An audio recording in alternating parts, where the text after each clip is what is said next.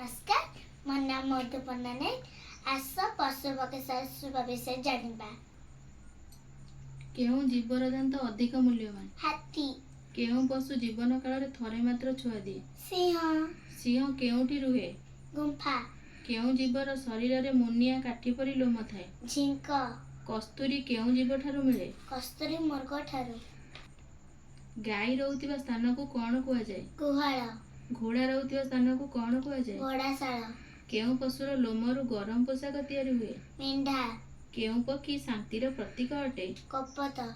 केउं पक्षीर कंठस्वर मधुर? कोइली। केउं पक्षी निरामिषासी अटे? पारा। केउं पक्षी उड़ी पारे नाही? ओट पक्षी। केउं पक्षी दिन रे शुए और राति रे बुलाबुली करे? पेचा। खंजणी रे केउं सरीसृपर चमड़ा लागि थाए? गोधी। केउं सरीसृपर मल द्वारा न थाए? केउं सरीसृपर अन्य नाम चक्षुश्रवा? साप। केउं सरीसृप बारंबार रंग बदलाउ थाए? बहुरूपी एंडुओ।